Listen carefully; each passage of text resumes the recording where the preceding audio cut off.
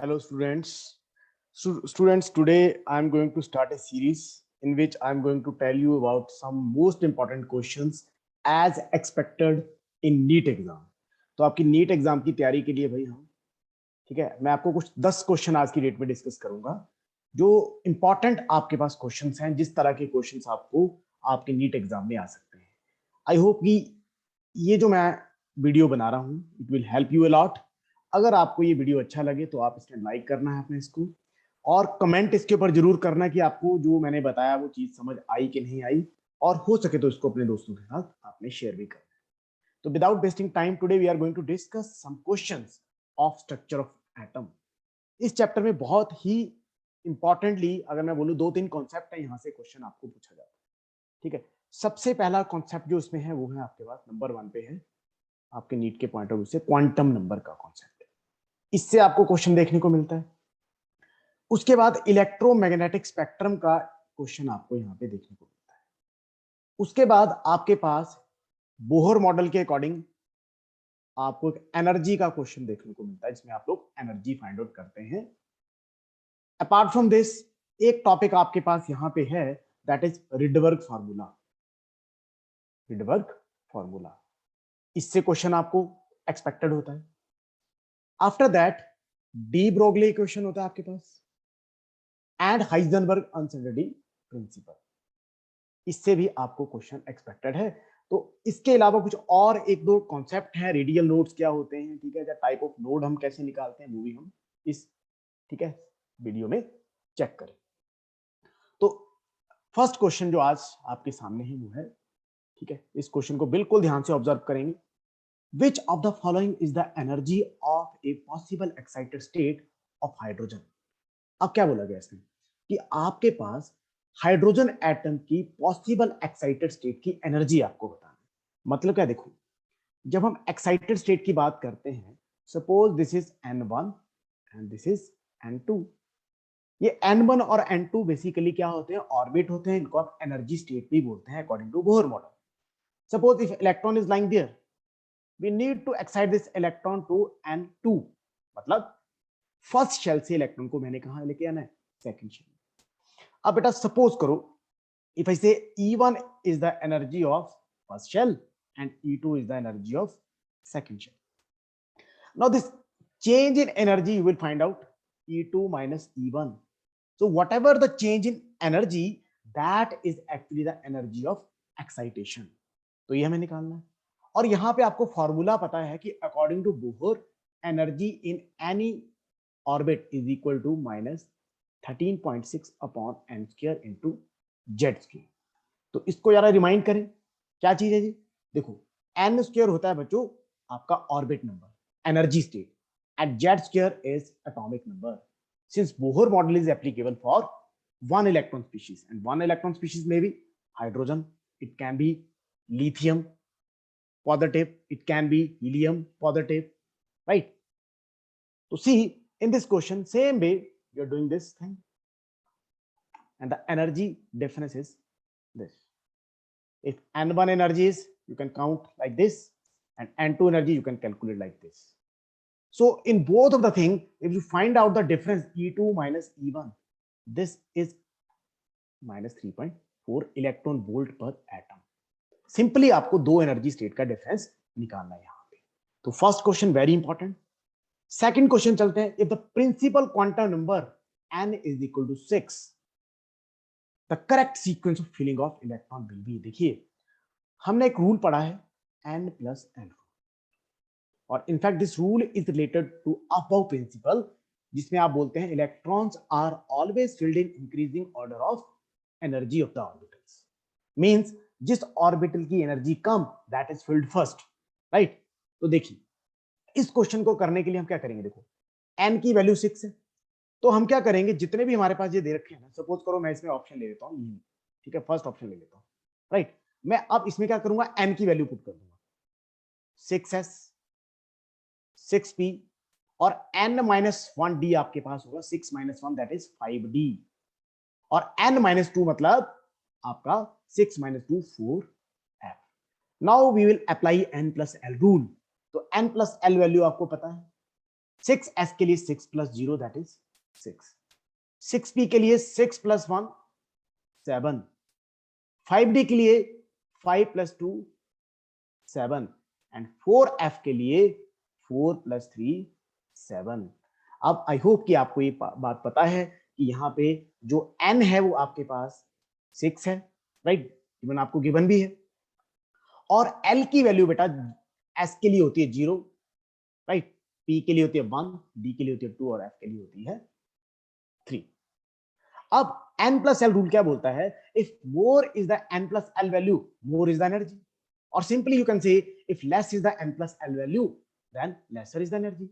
तो out of this 4 orbital सबसे कम अगर हम देखें एनर्जी किसकी है 6s की, तो 6s को हम सबसे पहले फिल करेंगे। उसके बाद you can C n plus L की वैल्यू सेम है, if the orbitals are having same value of n plus l then simply you will see what is the value of n, तो उसमें आप n की value देखेंगे। And rule क्या बोलता है, रूल ये बोलता है कि n की वैल्यू कम तो एनर्जी कम, तो इट मींस यहां पे दूसरे नंबर पे किसको फिल करेंगे 4f को, क्यों, बिकॉज n की वैल्यू यहां 4 है। उसके बाद 5d को, and in the last you will fill 6p। तो ऑर्डर आपके पास क्या बना, देखो सबसे पहले आप भरोगे ns को, फिर आप भरोगे n माइनस 2 f को, after that n minus 1 d को, एंड लास्ट में किसको भरोगे np को। तो अगर आप ध्यान से देखोगे तो आपके पास ऑप्शन नंबर यहाँ पे आपको दिख जाएगा 3rd। तो this is the way in which we have attempt this question, ns, n minus 2f, n minus 1d and np। Very important question. Next question चलते हैं बच्चों, the radiation with maximum frequency. देखो ये simple सा question है, क्या क्या पूछा, मैक्सिमम फ्रीक्वेंसी किसकी है। तो देखिए हमने पढ़ा electromagnetic spectrum, I just show you what is electromagnetic spectrum, ये पढ़ा हमने। देखो आपने पढ़ा cosmic rays, gamma rays, UV rays, visible rays, IR rays, microwave, TV waves, radio waves. In this case we are moving left to right, right, तो ये आपके पास order क्या है, वेवलेंथ का ऑर्डर है, ठीक है। सबसे ज्यादा वेवलेंथ किसकी है, रेडियो वेव की, हाईएस्ट वेवलेंथ, और सबसे कम वेवलेंथ किसकी है बच्चों, कॉस्मिक रेज, सबसे कम वेवलेंथ। ये वेवलेंथ का ऑर्डर दे रखा है आपको, and we know that wavelength and frequency they are inversely related to each other, मतलब the radiation which is having high wavelength that would be having less frequency, and the electromagnetic radiations having low wavelength, less wavelength, that will be having high frequency। तो सबसे ज्यादा frequency किसकी होगी, cosmic rays की, और सबसे कम frequency किसकी होगी, रेडियो वेव की। तो अगर आप ध्यान से इस क्वेश्चन को ऑब्जर्व करें तो आपके पास आंसर क्या आएगा, देखो आंसर शो कर देता हूं, X rays. Out of these 4 you can see, देखो रेडियो वेव की तो सबसे कम होती है, यूवी रेज, आईआर रेज, तो सबसे ज्यादा किसकी होगी, एक्स रे की, out of these 4 given radiation, right. तो इसको ध्यान से नोट कर लो आप। नेक्स्ट चलते हैं हमारे क्वेश्चन की तरफ, number of radial nodes present in 3p orbital.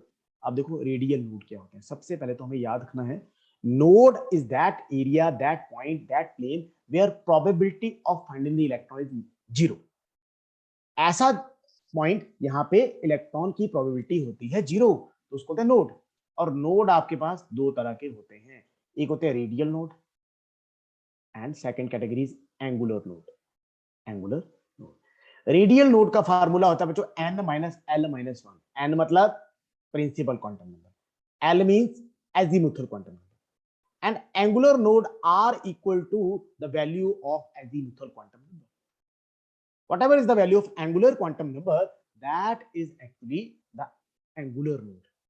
तो हमें क्या पूछा है, हमें पूछा है रेडियल नोड कितने होंगे 3p में, तो 3p में आपको पता है n की वैल्यू 3 है, l की वैल्यू कितनी होती है यहाँ पे, p के लिए 1 होती है, तो -1 किया, -1, तो 3 - 1 2, 2 - 1 क्या आएगा 1, तो आपका आंसर होने वाला है यहाँ पे 1। It would be having 1 radial node. And suppose if examiner ask about the angular node, then simply here number of angular node will be 1 since l is equal to 1। तो ये कॉन्सेप्ट भी ध्यान से रखना है, नोड वाला बड़ा आसान क्वेश्चन बन जाता है, राइट। तो this is 1। Next question, we are moving ahead, which of the following set of quantum number is correct for an electron in 3d orbital। अब हमें पता करना है कि 3D ऑर्बिटल है, 3D ऑर्बिटल के लिए कौन सा सेट क्वांटम नंबर का सही है, करेक्ट पूछा इसने। तो 3D के लिए हम लिख सकते हैं, क्या लिख सकते हैं, देखो n की वैल्यू कितनी होगी, 3 होगी, और d के लिए हमें पता है l की वैल्यू कितनी होती है, 2 होती है, और m की वैल्यू क्या हो सकती है, इट कैन बी -2 -1 0 1 2, इन 5 में से कोई भी वैल्यू हो सकती है। एंड स्पिन क्वांटम नंबर तो आपको पता है, it is of 2 type, +1/2 and -1/2, right. अब देखते हैं हमारा राइट ऑप्शन कौन सा है। देखिए अगर आप ध्यान से देखोगे तो आपको यहां पता चलेगा कि आपका आंसर ये थर्ड, क्यों, because n is equal to 3, l is equal to 2, m can be equal to -2। देखो m की वैल्यू -2 -1 0 1 2 कोई एक वैल्यू हो सकती है, याद रखना कोई भी value, and spin quantum number is 1/2, it may be -1/2। अब बाकियों में क्या गलत है, देखो देखो अगर मैं फर्स्ट ऑप्शन को देखूं तो n3 है, l2 है, यहां तक तो ठीक था, m3 तो हो ही नहीं सकता है। देखो m कितना हो सकता है, it can be -2 -1 0 1 2, it can never be 3 और -3, so you got your answer. The answer is your third. Very important question from quantum number. Next question. The ground state in joule of hydrogen atom is -x. मतलब हमें क्या दे रखा है, ground state की energy n is equal to 1 की energy दे रखी है -x, right. Minimum energy in joule required to promote an electron from n1 to n2 in helium positive. अब देखो इस क्वेश्चन को भी आपने कैसे अटेम्प्ट करना है, इस क्वेश्चन को हमने अटेम्प्ट करना है इस तरीके से। सपोज हीलियम की बात हो रही है ना, तो ये मैंने बना दिए 2 ऑर्बिट, E1 एनर्जी स्टेट 1 और इसको N2 बोल देता हूं, N बोल देता हूं इसको। इलेक्ट्रॉन को लेके गए कहां पे, यहां पे लेके गए, राइट। अब सिंपल फार्मूला क्या है, delta E is equal to E2 minus E1। Now ground state में हाइड्रोजन एटम की एनर्जी कितनी है, -x। अब मैं क्या बोलूंगा, देखो हाइड्रोजन एटम की -x है, तो हीलियम की क्या होगी, तो सिंपली हीलियम के लिए बच्चों एनर्जी क्या होगी, -x upon n² into z²। Note करिए फार्मूला, राइट। अब n की वैल्यू तो हमने 1 पुट करनी है ग्राउंड स्टेट पे, अब z² क्या है, हीलियम के लिए z की वैल्यू होती है बच्चों 2, एटॉमिक नंबर होता है 2, तो यहां पे हीलियम के लिए n is equal to 1, first energy state कितनी होगी, इट इज -4x। -4x कैसे, देखो z की वैल्यू 2 है, तो 2 2 का 4, 2 का स्क्वायर 4 आएगा और -x, ठीक है, तो कितनी आ गई एनर्जी, -4x। अब हम देखेंगे 2 एनर्जी स्टेट 2 में कितनी एनर्जी होगी, देखो तो आप क्या बोलोगे, सर इट इज -x, ठीक है, अपॉन 2², राइट। n की वैल्यू कितनी है, 2 है, second energy state into z² क्या होगा आपके पास, ये तो 2 का स्क्वायर होगा, तो 2 का स्क्वायर 4, नीचे भी 4 4 4 कट गया, तो आपके पास क्या आई एनर्जी, सेकंड एनर्जी स्टेट आई आपके पास -x आई। अब आपको क्या निकालना, डेल्टा ई निकालना है बच्चों।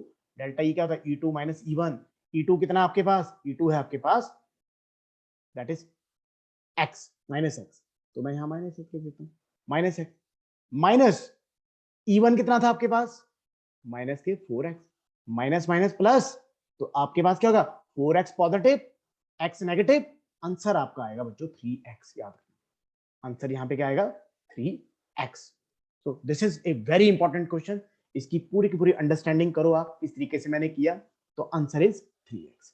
ये आंसर यहाँ पे गलत मार्क है भैया, इसको ठीक कर लेना, थोड़ा सा कई बार हो जाता है, ठीक है, this is not the answer, answer is 3x, right. अगर सिंपल हाइड्रोजन के लिए पूछा जाता, सपोज करो अगर हाइड्रोजन के लिए पूछा जाता कि हाइड्रोजन में एनर्जी है क्या, -x ग्राउंड स्टेट की, तो n1 टू n2 जाना है तो कितनी एनर्जी होगी, तब आपके पास आंसर होता 3x/4।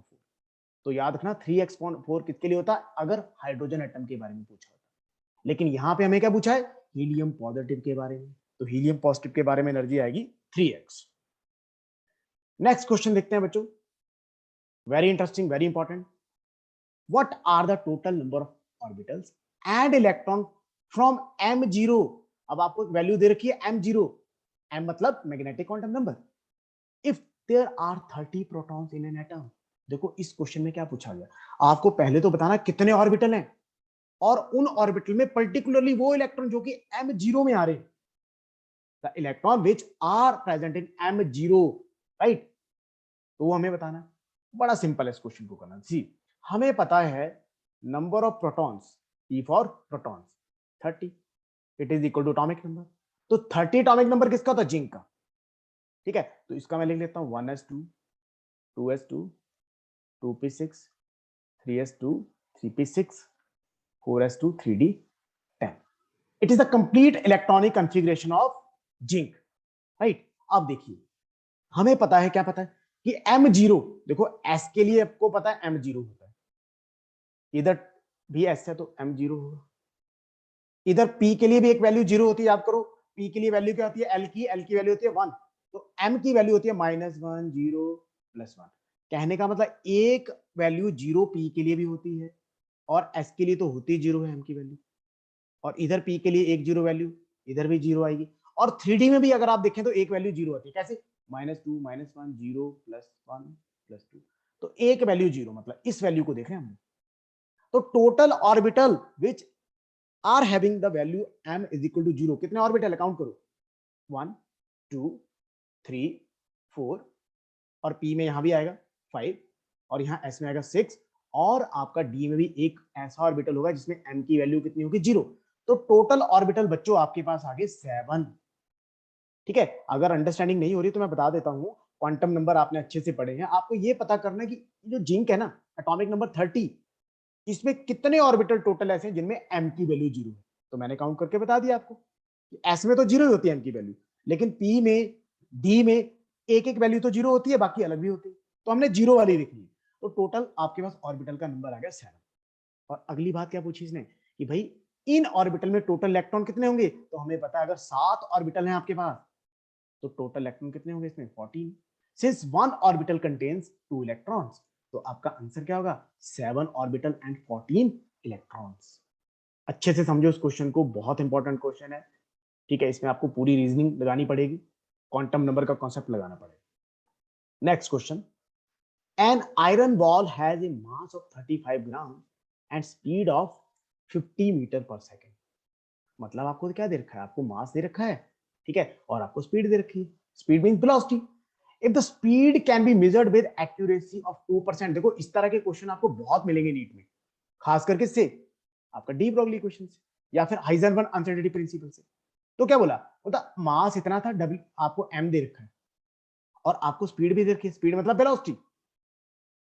If the speed can be measured with accuracy 2%, मतलब अगर उस स्पीड को आप 2% तक एक्यूरेट माप सको, इसका क्या मतलब होता है मैं आपको बताऊंगा। Then the uncertainty in position. देखिए बच्चों, जब आपको ये पॉइंट दे दिया ना कि speed can be measured with accuracy of 2%, तो अगर आपके पास स्पीड कितनी है? 50 है ना, 50 मीटर पर सेकंड, तो याद रखना उसका सिर्फ आपने कितना लेना है? 2% लेना। एक बार फिर से बता रहा हूं कि अगर आपको बोला if the speed can be measured with an accuracy of 2%, मतलब ये स्पीड आपको दे रखी है ना, ये बस इसका 2% लेना आपने। It can be measured with accuracy of 2%, मतलब एग्जैक्ट जो स्पीड होगी वो 50 मीटर पर सेकंड का 2% होगी। बस इस कॉन्सेप्ट को समझो। तो देखो, अगर आप इसमें निकालोगे तो आपके पास स्पीड कितनी आई बच्चों? 1 मीटर पर सेकंड। ठीक है, 2% ऑफ 50 मीटर पर सेकंड आपने ले लिया। बाकी आगे आपने क्या करना है? नेक्स्ट काम आपको पता है, हाइजेनबर्ग अनसर्टेनिटी प्रिंसिपल अप्लाई करना है। क्या होता है वो? Delta X dot M delta B is equal to और greater than H upon 4 pi. और आपसे पूछा क्या है? You have to find out uncertainty in position. Delta X निकालना आपको। डेल्टा एक्स क्या होगा? H upon 4 pi into M into delta V. अब डेल्टा वी की वैल्यू आपको 1 मीटर पर सेकंड मैंने बता दिया, जो आपको गिवन है कि 2% लिए आपने, राइट, 50 का 2%। जब आप इसको काउंट करोगे तो इस तरीके से देखो जल्दी से कैलकुलेशन, ठीक है। और एच की वैल्यू आपको पता होनी चाहिए, एच की वैल्यू होती है 6.626 इंटू 10⁻⁻34 जूल पर सेकंड। और ये जो आपका 35 ग्राम दिया ना, इसको केजी में कन्वर्ट कर लेना। कैसे करोगे केजी में कन्वर्ट? 35 को 1000 से डिवाइड कर दो, या फिर इसको आप 35 इंटू 10⁻³ भी लिख सकते हो, जैसा कि मैंने लिखा है।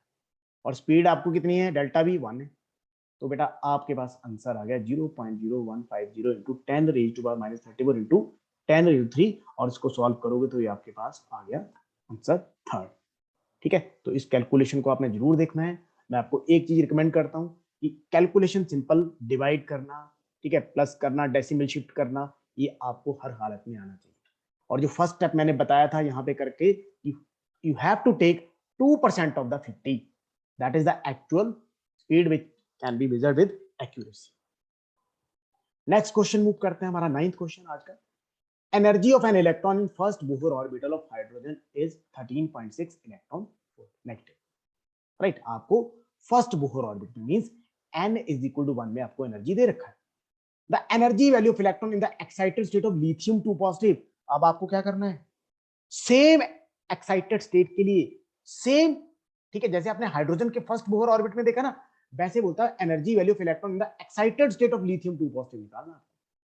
राइट, तो देखो मैं प्रोबेबली ये मान के चला हूं कि भैया देखो n1 था और यहाँ पे नेक्स्ट n2, इलेक्ट्रॉन आप कहां लेके जाओगे n2, ये तो होगी एक्साइटेशन, ठीक है ना। अब इसको फर्स्ट एक्साइटेड स्टेट भी बोलेंगे हम, n इक्वल टू 2 को हम क्या बोलेंगे, first excited state.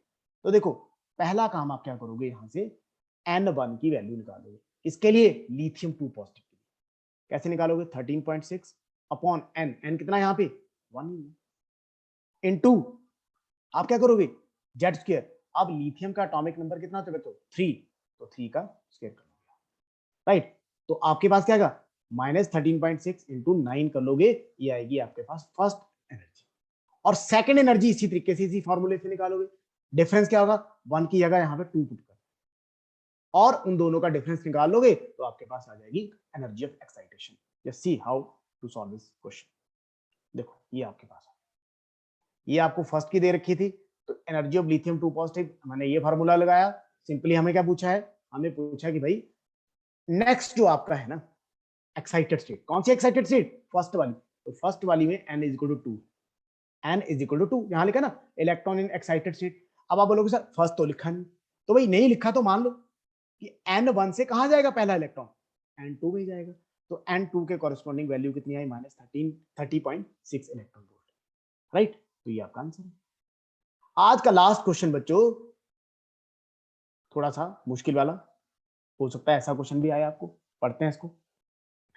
Based on the equation delta E is equal to -2.02 into 2.0 into 10⁻⁻18 joule into 1/n2 का स्क्वायर माइनस 1/n1 का स्क्वायर। अब आपको पता है रिडबर्ग फार्मूला अगर आपने पढ़ा तो थोड़ा थोड़ा लिंक कर रहा है क्वेश्चन। n1 होता है बच्चों ग्राउंड स्टेट, n2 होती है excited state. wavelength of the light that must be absorbed to excite hydrogen electron from n1 to n2 will be, आपको क्या दे रखा है, h दे रखा है, आपको स्पीड ऑफ लाइट दे रखी है, वेलोसिटी ऑफ लाइट दे रखी है। देखिए हमने क्या करना है, देखो n1 इज इक्वल टू आपके पास कितना दे रखा है 1, एंड एक्साइटेड स्टेट n2 कितनी दे रखी है आपके पास 2 दे रखी है। पहला काम तुम ये वैल्यू यहाँ पे पुट करेंगे, राइट, बाकी तो सारा कुछ दे रखा है। अब यहां से आप लोग क्या करोगे बच्चों, डेल्टा ई की वैल्यू निकालोगे, यहां से पूरे इससे n1 n2 की वैल्यू पुट करके आप लोग डेल्टा ई की वैल्यू निकाल लोगे। ठीक है, डेल्टा ई की जो वैल्यू होगी तो उसको हमने क्या निकालना है, देखो हमें पूछा वेवलेंथ, तो हम एक बात और याद रखेंगे, delta E is also equal to h3 upon lambda. ये रिलेशन याद रखो, जब प्लैंक क्वांटम थ्योरी पढ़ते हो तब ये रिलेशन पढ़ते हैं। और डेल्टा ई क्या होता है, एक्चुअली डेल्टा ई तो हमें E2 माइनस E1 बताता है, तो ये तो हमें फॉर्मूले से पता चल जाएगा इससे। तो हमने डेल्टा ई की वैल्यू निकाली, पहला स्टेप ये। उसके बाद एच का वैल्यू गिवन है, सी का वैल्यू गिवन है, आप क्या निकालोगे लैम्डा। लैम्डा कैसे निकालोगे, lambda is equal to h3 upon delta E. तो ये आपका क्वेश्चन, देखते हैं इसको कितना आंसर आता है इसका। देखिए very very important and simple question, आपको थोड़ा लंबा लगेगा लेकिन get ready for those questions. इस तरह के क्वेश्चंस के लिए आप रेडी रहिए। राइट, देखिए पहले तो आपने वही काम किया, n2 की वैल्यू पुट करी, n1 की वैल्यू पुट करी, है ना। n2 कितना था 2, तो 2 का स्क्वायर कितना का 4, और 1 का स्क्वायर 1 ही होता है। एलसीएम लिया आपने यहाँ पे, सिंपल, जिनको नहीं पता उनको बता दूं, थोड़ा सा आइडिया दे दूं। ठीक है, तो क्या आएगा 4, ठीक है, 1 माइनस 4, तो ये आएगा कितना -3/4 आएगा।